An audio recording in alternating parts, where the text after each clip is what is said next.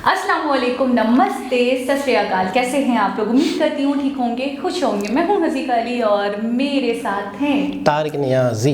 अस्सलामुअलैकुम, नमस्ते, सत श्री अकाल। उम्मीद करता हूँ ठीक होंगे, खुश होंगे। दोस्तों जहाँ रहे खुश रहें, माँ बाप का ख्याल करें। माँ बाप है तो सब कुछ है। चैनल को सब्सक्राइब कर लें, वीडियो को लाइक कर लें, दोस्तों के साथ शेयर कर लें, बेल आइकन को ज़रूर प्रेस कर लें क्योंकि आने वाली हर वीडियो का नोटिफिकेशन आपको टाइम टू टाइम मिलता रहे। सो आज की हमारी वीडियो है बहुत ही इंपॉर्टेंट। सो स्टार्ट करते हैं अपनी वीडियो को। Let's start. ओके गाइस, तो वीडियो का टाइटल है हिंदी में। तो स्टार्ट करते हैं अपनी वीडियो। भारत दुनिया का पहला ऐसा देश बन गया है जिसको रशिया के प्रेसिडेंट व्लादिमीर पुतिन ने खुद ही कॉल करके ब्रीफ किया है और यूक्रेन में रशियन सेना के चल रहे सभी सैन्य ऑपरेशंस के ऊपर चर्चा की है। भारत के ठीक बाद पुतिन ने ईरान के प्रेसिडेंट इब्राहिम रईसी को भी कॉल की थी और उनसे भी यूक्रेन के ऊपर चर्चा की।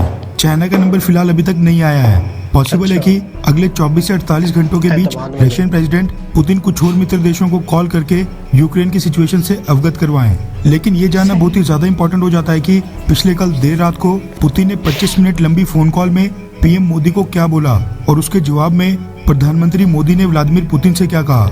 इस फोन कॉल के बारे में रशियन सरकार ने जो ऑफिशियल स्टेटमेंट जारी की है उसके मुताबिक व्लादिमीर पुतिन ने पीएम मोदी को इस बात की जानकारी दी है कि यूक्रेन की गवर्नमेंट किस तरह से डोनबास के दोनेस्क और लुहांस्क रीजन में सिविलियंस के ऊपर एग्रेसिव यानी आक्रामक एक्शंस ले रही थी। साल 2014 में जब रशिया ने यूक्रेन के क्रीमिया को अपने कब्जे में ले लिया था, उसके बाद युद्ध को रोकने के लिए रशिया और यूक्रेन के बीच मिन्स्क एग्रीमेंट साइन हुआ था, जिसके तहत रशिया और यूक्रेन दोनों देशों ने एक दूसरे के साथ कुछ कमिटमेंट की थी। यूक्रेन ने मिन्स्क एग्रीमेंट के तहत रशिया की कई सारी शर्तें मानी थी, जिसके बाद कहीं जाकर रशिया ने यूक्रेन के ऊपर सैन्य हमले रोककर सीज फायर किया था।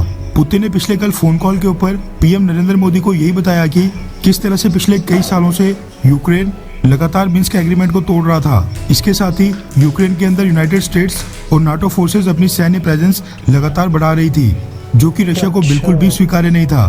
बस इसलिए रशिया ने यूक्रेन के अंदर मिलिट्री ऑपरेशंस करना शुरू किए हैं। रशियन प्रेसिडेंट पुतिन ने जो कॉल करके भारत के पीएम नरेंद्र मोदी को क्लैरिफिकेशन दी है, उसके लिए उन्होंने पुतिन को थैंक्स यानी धन्यवाद भी बोला है। साथ में भारत ने यूक्रेन में फंसे अपने नागरिकों और स्टूडेंट्स की सुरक्षा सुनिश्चित करने के लिए भी असिस्टेंस मांगी, जिस पर पुतिन ने पीएम मोदी से कहा है कि इसके लिए जरूरी कदम उठाए जाएंगे। इसके अलावा बायलैटरल कोऑपरेशन के कुछ मुद्दों को भी टच किया गया, यानी उनके ऊपर भी थोड़ी बहुत चर्चा हुई। ये तो था रशिया का वर्जन। भारत के प्राइम मिनिस्टर ऑफिस ने भी पीएम मोदी और पुतिन की कॉल को लेकर स्टेटमेंट जारी की है। पीएमओ इंडिया ने बताया कि पीएम मोदी ने पुतिन से कहा कि रशिया और नाटो के बीच जो भी मतभेद हैं उनको सिर्फ ईमानदार बातचीत के जरिए ही सुलझाया जा सकता है। पीएम मोदी ने हिंसा को तत्काल बंद करने की अपील की और डिप्लोमेटिक नेगोशिएशंस यानी राजनयिक वार्ता के रास्ते पर लौटने के लिए सभी पक्षों से ठोस प्रयास करने का आह्वान किया। प्रधानमंत्री मोदी ने यूक्रेन में फंसे भारतीय नागरिकों, विशेष रूप से छात्रों की सुरक्षा के बारे में भारत की चिंताओं से रूसी राष्ट्रपति पुतिन को अवगत करवाया और बताया कि भारत उनके सुरक्षित भारत लौटने को सर्वोच्च प्राथमिकता देता है।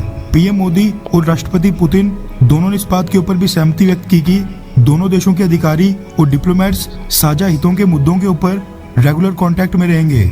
वहीं पिछले कल देर रात को अमेरिकन प्रेसिडेंट जो बाइडेन ने भी एक प्रेस कॉन्फ्रेंस की थी, जिसमें उन्होंने कहा कि यूक्रेन मसले को लेकर अमेरिका भारत को भी कंसल्ट कर रहा है। भारत आने वाले 10 से 15 सालों के बाद दुनिया की तीसरी सबसे बड़ी अर्थव्यवस्था बनेगा। ऐसे में रशिया और अमेरिका दोनों चाहते हैं कि भारत उनकी तरफ ही रहे। रशिया के ऊपर जब कड़े प्रतिबंध थोपे जाएंगे तो उन सैंक्शंस और प्रतिबंध को फॉलो करने के लिए अमेरिका भारत के ऊपर प्रेशर जरूर डाल सकता है, सेम उसी तरह जिस तरह उसने भारत को ईरान से क्रूड ऑयल परचेज करने से रोका था। खैर, देखना होगा कि भारत किसका साथ देता है। वैसे आपको क्या लगता है कि जो आज की सिचुएशन और वर्ल्ड ऑर्डर है, अमेरिका और नाटो ने जब यूक्रेन को अपने हाल के ऊपर छोड़ दिया है, ऐसे में भारत को किसका साथ देना चाहिए, अमेरिका या फिर रशिया का, या फिर न्यूट्रल रहना चाहिए? नीचे कमेंट करके अपनी राय जरूर बताएं। जी जनाब। अच्छा, जो सूरत हाल अब समझ में आ रही है वो कुछ यूँ हो रहा है कि यूक्रेन में बहुत ही ज़्यादा अमेरिका का, नेटो का इन्फ्लुएंस, क्या कहेंगे, इन्फ्लुएंस, वो बढ़ रहा था। मतलब होल्ड हो रहा था। वो चीज़ जो है रशिया को पसंद नहीं थी। वो इसका प्रूफ मैं देता हूँ। हाँ। कि अगर रशिया को सिर्फ यूक्रेन से ही प्रॉब्लम होती तो ये हमले बहुत पहले हो चुके होते। बिल्कुल ऐसे ही। जब उन्होंने बहुत टाइम तक कोशिश की होगी अच्छा, यूक्रेन बिल्कुल आपसे बॉर्डर है। मेरा क्वेश्चन क्या था, मैंने आपसे क्या बोला थोड़े दिनों पहले, मैंने आपसे पूछा भी था थोड़ी वीडियोस में, कि कुछ वीडियोस में कि मुझे अंदर समझ का- नहीं आ रहा कि जब वो इंडिपेंडेंट हो गया तो अब क्या पड़ी है कि रशिया उस पर हमला करेगा या रशिया उसको कब्जाएगा। और क्योंकि रशिया खुद भी कह रहा है कि मेरा हथियाना या कब्जाना उसको मकसद है भी नहीं, तो यकीनन पीछे कुछ और ना रीज़न होगा। ठीक है, सही जो कह मैंने रहे, आपसे सही कह बोला भी था, तो आपने कहा नहीं वो चाहता है कि हम यूनिटी हो जाएं, हम बिल्कुल। एक साथ हो जाएं, लेकिन रीज़न कुछ और था। बिल्कुल।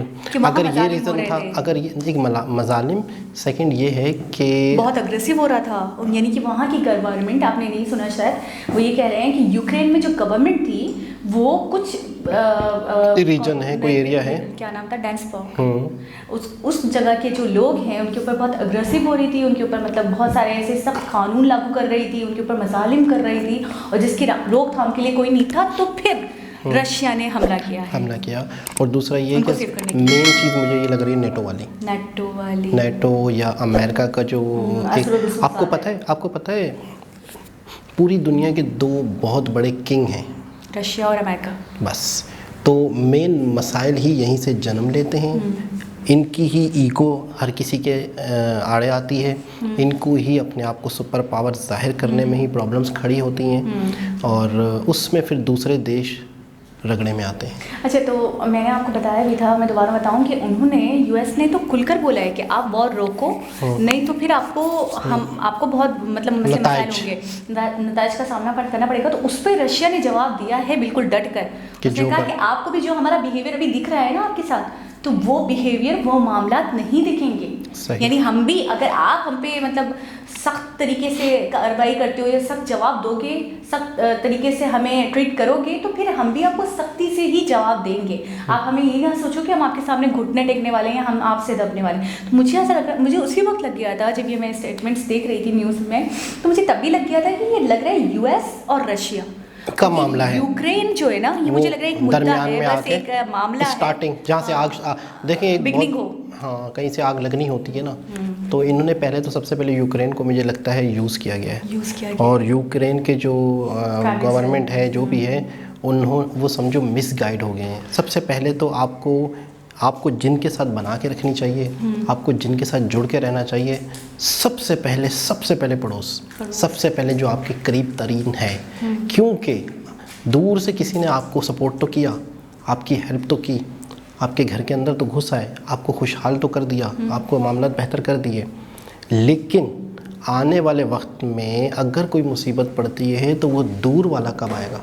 उसको तो टाइम लगेगा। और दूर वाला पहली कोशिश ये, करीबी है जो, वो तो हमला करके आप, पहली कोशिश ये है कि उसके घर में तो आग नहीं लगी, वो तो अपने आप को, अपने हाथ, तो उसके हाथ तो ख़राब नहीं होने, वो तो दूर है, और वो अपने इस आग में हाथ डालेगा ही नहीं कि उसके हाथ क्यों जले। तो अच्छा, रफली यानी ये कहना चाहते हैं, जो हम दोनों का थोड़ा सा पॉइंट ऑफ व्यू है, मेरा ये है कि मोहरा बनाया गया है यूक्रेन को, मोहरा बनाया गया उनके प्राइम मिनिस्टर को, और मैं हैरान हूँ कि मतलब बहुत जीनियस, बहुत इंटेलिजेंट लोग हुआ करते हैं ये जो गवर्नमेंट में होते हैं, तो वो कैसे नहीं समझ पाए इस साजिश को, कैसे नहीं समझ पाए इन चीज़ों को, मैं हैरान हूँ। या इस तरह भी हो सकता है कि जो इस वक्त गवर्नमेंट है वो टोटल ही उनकी तरफ से लाई गई गवर्नमेंट हो, ज़रूरी नहीं है कि वही प्रो यूएसए, हमने एक वीडियो में देखा ना कि वो कह रहे थे कि उनको बस प्रॉब्लम ये है कि ये जो गवर्नमेंट है प्रो यूएसए है, और इसको या तो न्यूट्रल होना चाहिए या प्रो रशिया होना चाहिए। बस वो ये कहते हैं कि अगर आप न्यूट्रल गवर्नमेंट बिठा रहे हो तो हम वॉर रोक देंगे। बाकी मैं समझता हूँ कि इस वक्त एक बहुत बड़े लीडर हैं पुतिन,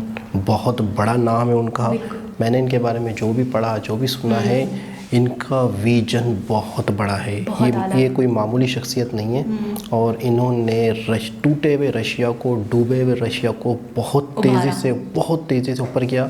आपको पता है पूरे रशिया में इनकी क्या रिस्पेक्ट है, मतलब यूँ समझ लें कि इन शॉर्ट की एक भगवान की क्या रिस्पेक्ट होती है, रशियंस की नज़र में इनके लिए एक इस तरह की अहमियत है, इनके लिए देवता से कम नहीं है। एक पॉइंट को भूल गए कि वो जो इतने रिस्पेक्टेड प्राइम मिनिस्टर हैं, वो कॉल करके मोदी जी को ब्रीफ कर रहे हैं कि मामला क्या है, मतलब बड़ी बात, हम दो लोग लड़े, और मेरे नज़दीक जो बहुत ज़्यादा पावरफुल होगा, जो बहुत ज़्यादा रिस्पेक्टेड होगा, जो मेरी नज़र में रिस्पेक्टेड होगा, मैं उसको जाके ब्रीफ करूँगी कि यार ऐसे नहीं ऐसे था, यार ऐसे नहीं ऐसे था, यार ये मसला था तो मैंने ये करा।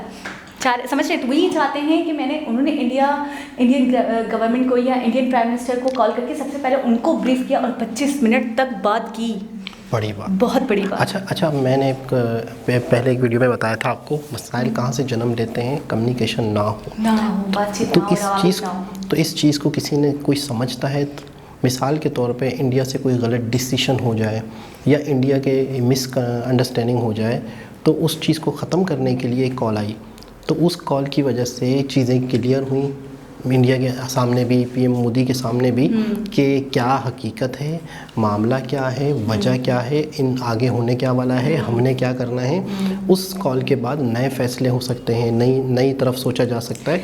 अगर वो उस तरीके से समझाते नहीं या वो तरीके से बताते नहीं, या वो अपने आप को कहते हैं कि मैं जो कर रहा हूँ, मुझे अपनी बात को या अपने मसाइल को दूसरों के आगे क्लियर करने की ज़रूरत ही नहीं है, अगर बिल्कुल, तो मिसअंडरस्टैंडिंग है। एक शख्स का मुझे एक कॉल हमेशा याद है, मसाइल जन्म कब लेते हैं, आप परेशान कब रहते हैं, आपके मसाइल बढ़ते कब हैं, आप परेशान, आपकी परेशानी टेंशन है जब आप खामोश नहीं, बिल्कुल बातचीत नहीं करते, जब आप से मसाइल हल हो जाते हैं। बिल्कुल। तो क्या कहना चाहेंगे आप मज़ीद? मैं यही कहना चाहूँगी, बातों से और कुछ नहीं हो सकता। मुझे लग रहा है आप गर्म हो रहे हैं। मैं धुआं निकल रहा है।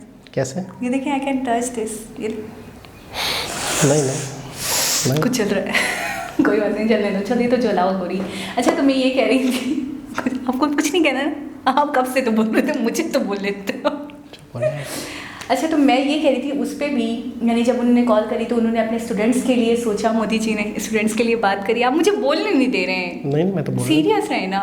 मेरे तो बहुत बड़ी बात है कि मोदी जी ने जब उन्होंने कॉल करी तो उन्होंने स्टूडेंट्स के बारे में, जो उनके शहरी हैं, उनके बारे में कहा कि आप इंडियंस को किस तरीके से, मतलब उनके बारे में कुछ सोचे। और मैं कहूँगी उन्होंने अपने तौर पर बात करी, उन्होंने अपील करी कि इस खून खराबे से कुछ नहीं रखा है, इसमें बात करें, आराम से सुकून से इस मसले का हल निकालें। तो मुझे लगता है कि उन्होंने अपने तौर पर तो बोला, और वो भी इस हक में नहीं है कि वायलेंस हो, खून खराबा हो, मजीद पेचीदगी बढ़े। मैं कहता हूँ कोई भी समझदार शख्स, कोई भी पढ़ा लिखा शख्स, कोई भी शांति करने वाला शख्स, जिसकी सोच, तो वो कभी भी इस तरह नहीं चाहेगा कि मज़ीद खून खराबा हो। और बस हम ये दुआ करते हैं, हमारी ख्वाहिश है कि बहुत जल्द यहाँ अमन हो, पूरी दुनिया के लोग वहाँ की तालीम अच्छी है, वहाँ की यूनिवर्सिटीज़ हैं, तो वहाँ पूरी दुनिया से लोग पढ़ने के लिए गए हुए हैं, हिंदू हो, मुस्लिम हो, पाकिस्तानी, इंडियन, XYZ जो भी हैं। और वैसे भी जो वहाँ के लोग हैं, वहाँ के लोग भी अमन चाहते हैं, उन पर भी जुल्म ना हो, किसी पर भी जुल्म ना हो, तो किसी भी तरीके से इसका मसले का हल निकले।